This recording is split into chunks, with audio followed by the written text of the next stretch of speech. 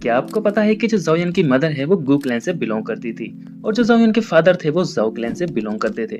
इसका मतलब तो ये हुआ कि भाई जो ज़ाओयन है उसके पास तो दो तरह की ब्लड लाइन हो गई। और जैसा कि आपको पता ही है कि भाई जो ज़ाओ क्लैन है और जो गू क्लैन है ये दोनों ही दोदी क्लैन से बिलोंग करते हैं। इसका मतलब ज़ोयन के पास दो ब्लड लाइन्स है वो भी दोदी क्लैन की। लेकिन नोवेल के अंदर ऐसा नहीं दिखाया गया है।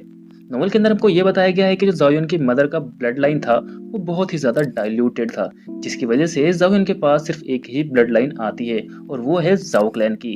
अब वहीं मैं बात करूँ भाई जो गू क्लैन है, गू क्लैन का जो प्योरेस्ट ब्लड लाइन है वो अभी ज़ाओ जूनर के पास है।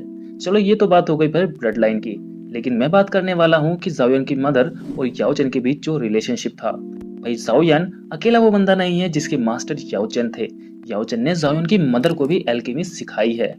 अब आप सोचोगे भाई मैं आखिर क्या बोल रहा हूँ, भाई मैं मजाक नहीं कर रहा हूँ। और नोवेल के अंदर प्रॉपर बताया गया है कि भाई जो याओ चैन है वो ज़ाओयन की मदर के मास्टर थे। इससे ये एक बात तो कंफर्म हो जाती है कि जो ज़ाओयन की मदर है उसके पास याओ चैन की वो ब्लैक रिंग कहाँ से आती है।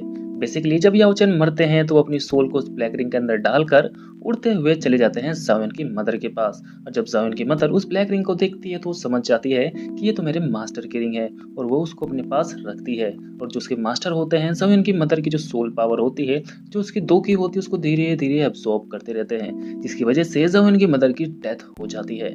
ऐसा नॉवल के अंदर तो नहीं लिखा हुआ है लेकिन मेरी प्रिडिक्शन तो यही कहती है कि भाई ज़ाओयन की मदर की डेथ का कोई भी प्रूफ या फिर कोई भी सीन हमारे पास नहीं है और वो कैसे मर जाती हैं इसका कोई भी रिकॉर्ड नहीं है।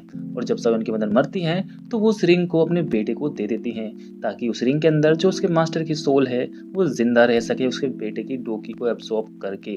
तो भाई ये सैक्रिफाइस दिया था ज़ाओयन की मदर ने।